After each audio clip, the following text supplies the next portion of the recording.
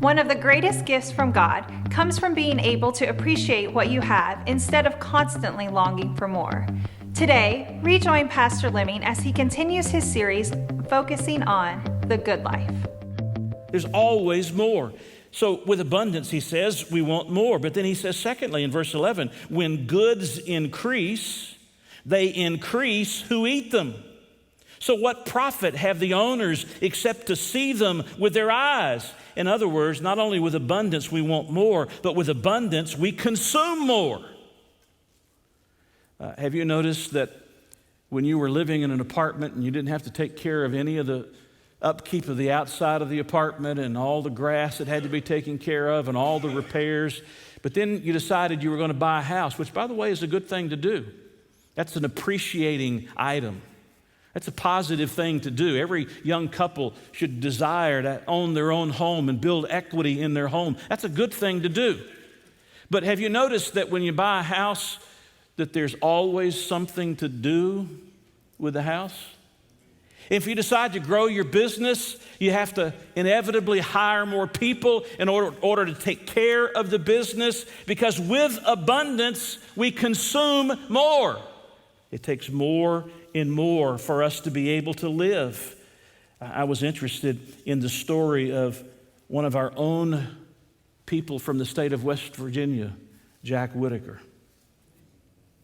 And I do not in any way wish to add to the pain of that family or to make fun of them. I'm simply using what is in the media. 2002, he won the lottery jackpot. It was a single winning ticket, the largest single winning ticket at the time. It was $314.9 million. He took a lump sum payout in December of 2002 of $113 million. Some of the good things that he did, he pledged 10% of his winnings to Christian charities, including several churches. There's a church in Hurricane that was built with the money that he gave to that church. He started a foundation, and out of that foundation, he intended to feed people who were hungry, low-income families.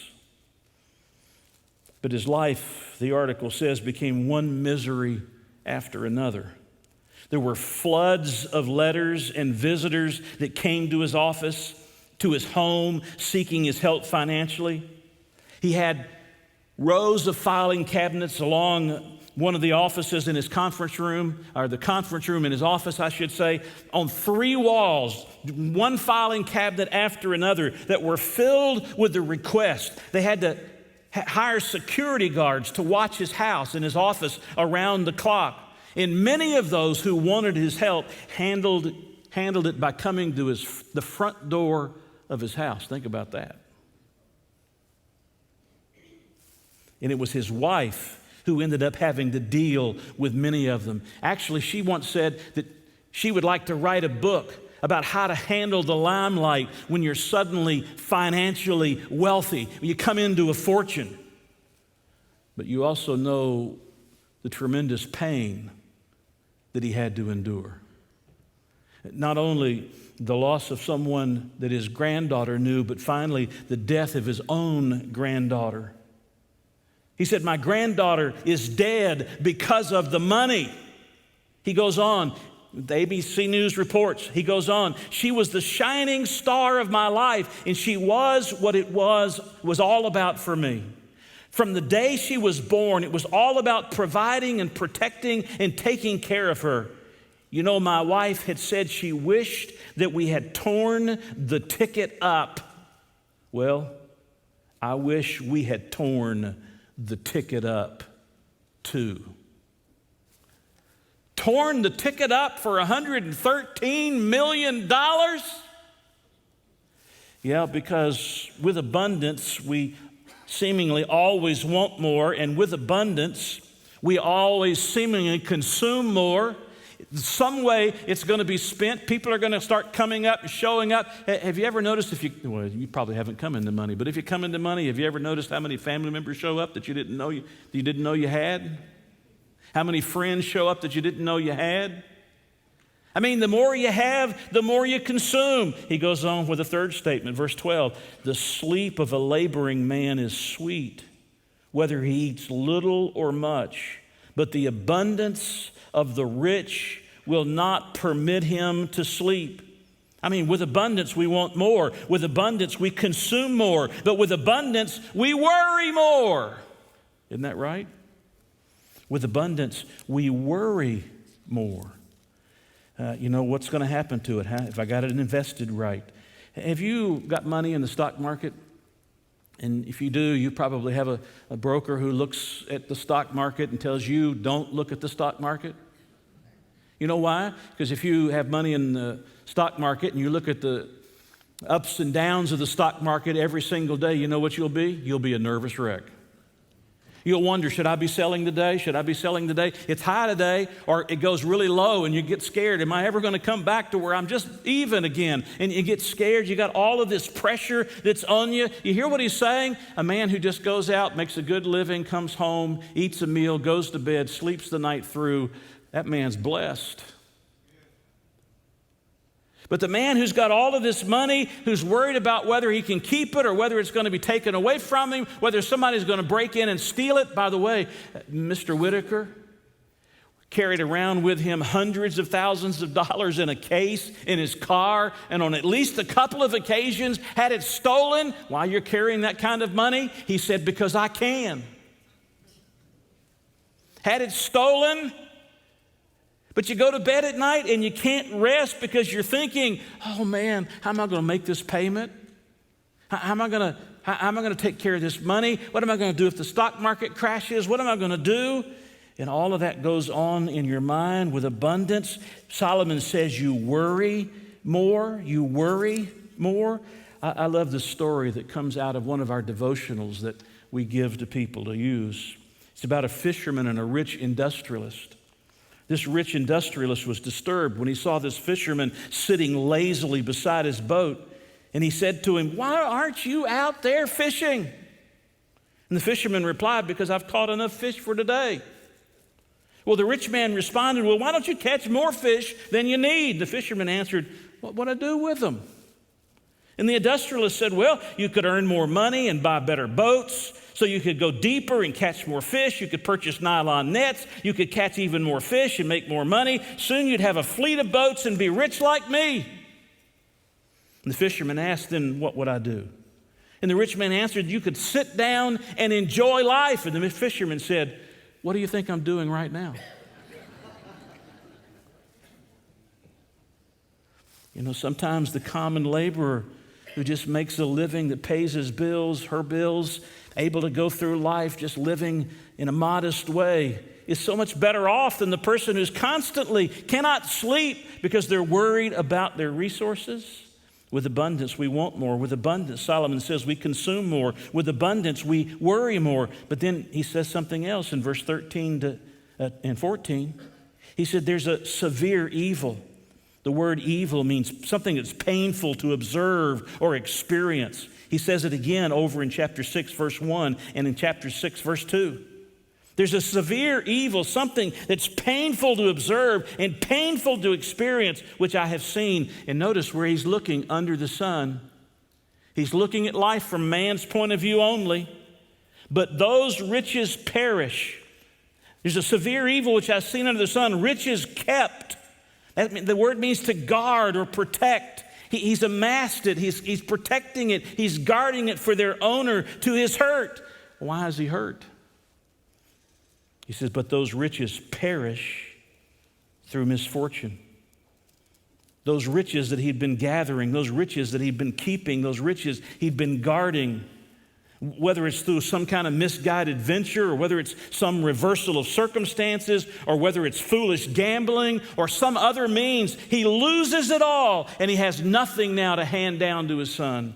And he says that's a severe evil because with abundance, we lose more. We have the potential to lose more. You do know that, don't you? You do recognize that, don't you? The more you have, the more you have to lose, right? Are y'all with me? Yeah, just hold on to your wallet. It's okay. I'm not going to take anything away from you. It's okay. It's all right. I'm just trying to give you Solomon's advice. Solomon says, with abundance we want more, with abundance we consume more, with abundance we worry more, with abundance we lose more. The more we have to lose.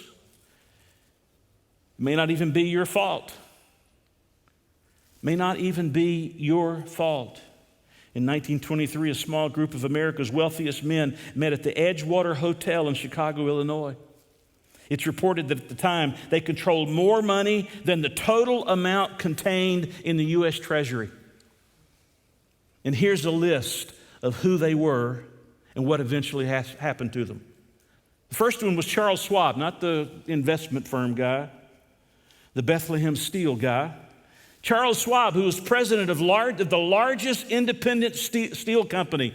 With the Depression, he died broke. There's Arthur Cutten.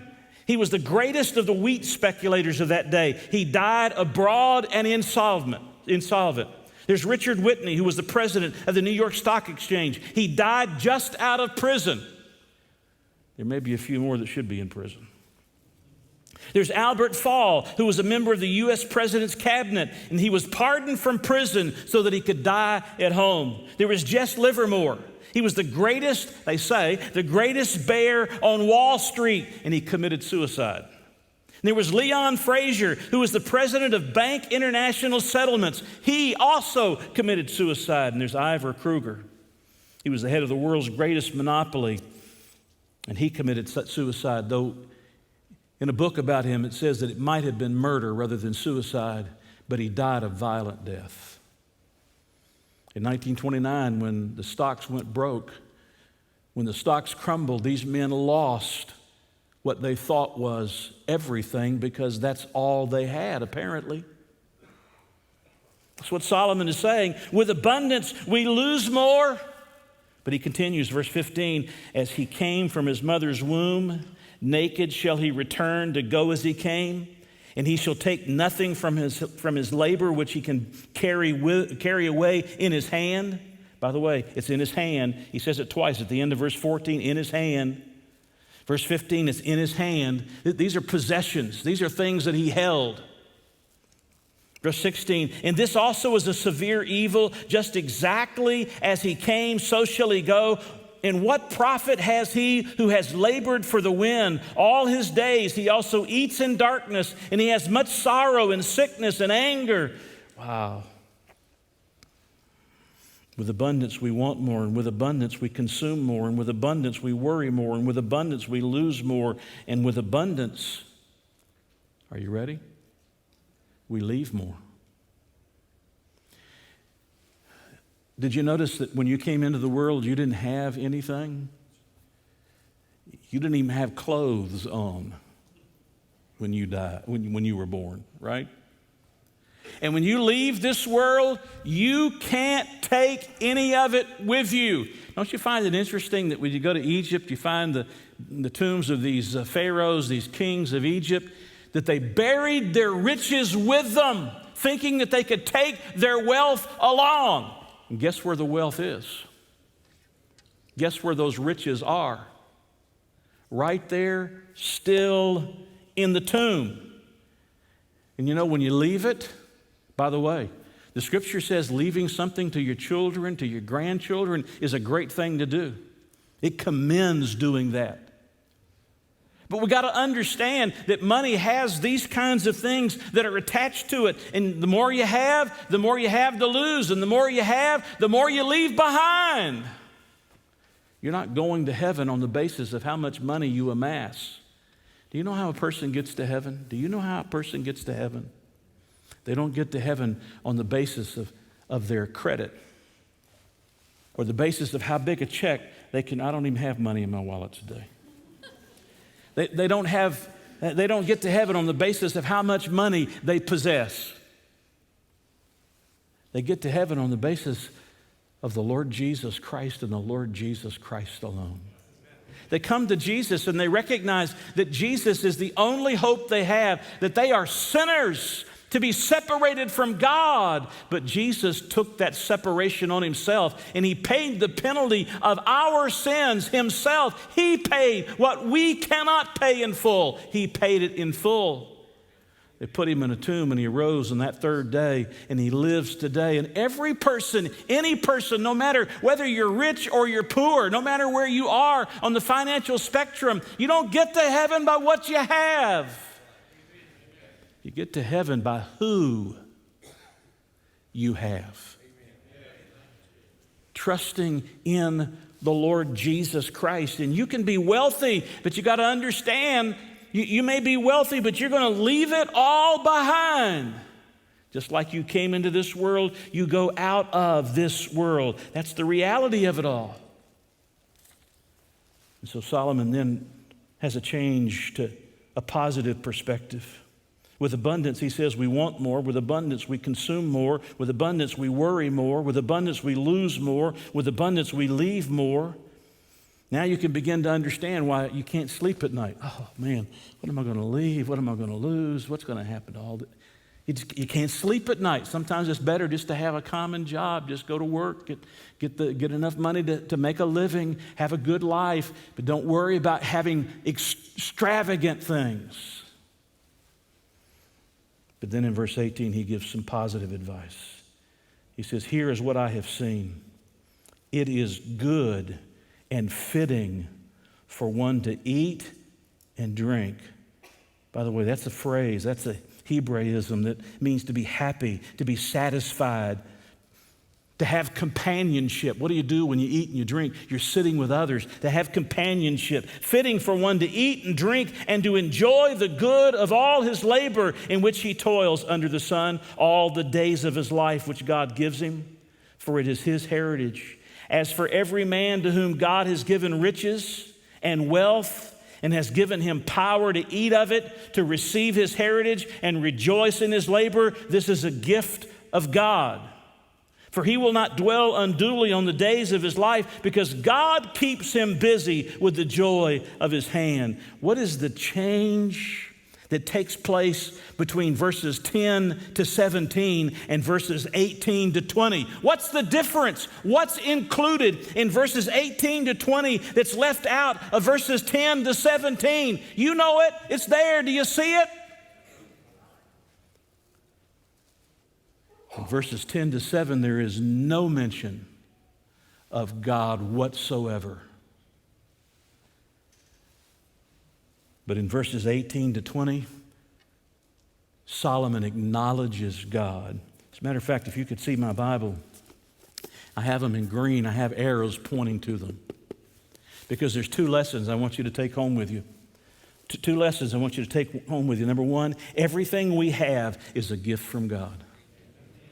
Everything we have is a gift from God. If God has allowed you to be someone who can make lots of money and have lots of wealth, that didn't come to you just on your own ability. That's a gift from God.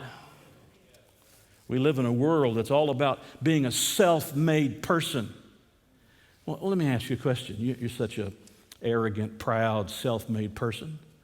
Who gives you the breath in your lungs? Who gave you the brain in your head? Who is it that made you to begin with? Who is it that sustains you every single day of your life? It's God. And everything we have is a gift from God. This is what James says. Every good gift and every perfect gift comes down from the Father of lights, with whom there is no variableness nor shadow of turning. I'm not saying that you shouldn't have ambition this morning. I'm certainly not saying that if you have the ability to earn great sums of money that you shouldn't do so. You just better make sure that money doesn't have you, that you have the money. You better make sure that money's not shaping you, that you are shaping the money the way it's supposed to be used. Because everything we have is a gift from God. By the way, you will never give to the local church and to the expansion of the gospel around the world. You will never do that until you come to the place of recognizing, I am nothing more than a steward of what God has given to me. Everything we have is a gift from God. When's the last time you stopped and you just said, Lord, thank you for the roof over my head? By the way, we're about to replace this roof. And we're paying for it in cash. When is the last time you stopped and said, Lord, thank you for the roof over my head. Thank you for the clothes I have on my back. When's the last time you taught your children to say thank you for the food on the table and the provisions to be able to have the food that's on the table? Everything we have is a gift from God. But I want you to notice the second lesson. Enjoying everything we have is also a gift from God. Enjoying everything we have is also a gift from God. Isn't that what he says? Verse 18, God gives him for a heritage. As for every man to whom God has given riches and wealth, given him power to eat it. Who gives him power to eat it? God does. To receive his heritage, to rejoice in his labors. This is the gift of God. God not only gives you every gift you have, God gives you the ability to enjoy every gift he's given you. And so all of our thanks gets turned back to God. And I don't have time to take you into chapter 6, verses 1 to 6, but he turns that around. God can give the gifts, but he can withhold the ability to enjoy those gifts. And you may live, he says, 2,000 years, or you may have a family that's enormous in size, which were two things that were absolutely significant to people of this day. That was something they lived for. They have large families and long lives. God may give you those things, but he can withhold from you the ability to enjoy those things if you don't stop and you don't acknowledge that they come from him and they are his, and you give glory to him for them. I want you to look at one last place and I'll finish. 1 Timothy, if you will, chapter 6. 1 Timothy chapter 6. I want to say to everybody sitting in the room, everybody that's watching this service, if God gives you the ability to make great sums of money and amass great amounts of wealth, thank God for the gift he's given to you. And remember, the enjoyment of that gift is the gift of God as well. If you don't have those things, if you don't have that kind of a mind or those kinds of abilities, I certainly don't. I'm having to trust the Lord for retirement. Lord, how am I going to live in retirement? Lord, I'm going to have to trust you every single day. I may have to be a greeter at Walmart and wear my mask.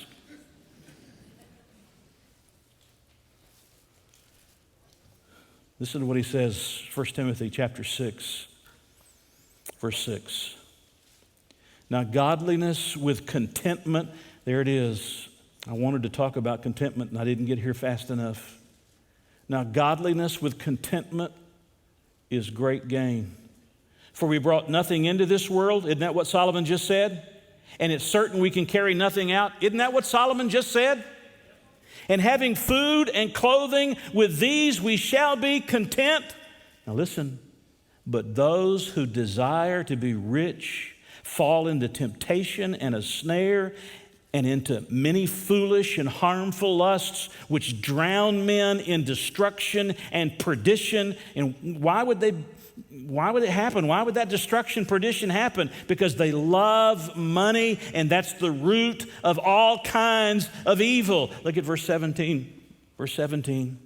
Command those who are rich in this present age not to be haughty, nor to trust in uncertain riches, but in the living God who gives us richly all things. Here's what Solomon's been telling us. God gives us richly all things to enjoy.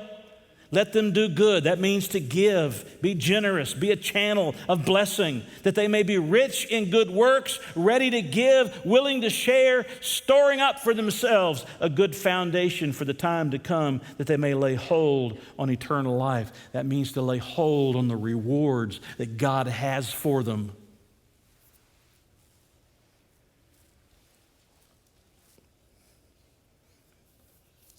You may never have great sums of money, but I've got great news for you. Everything you have is a gift from God, and God is the one who gives you the ability to enjoy those things. I read an interesting story this week from David Jeremiah. It's the story about J.C. Penney. I didn't know it was J.C. Penney. I thought it was J.C. Penney. I thought I was buying these very expensive suits, J.C. Penney.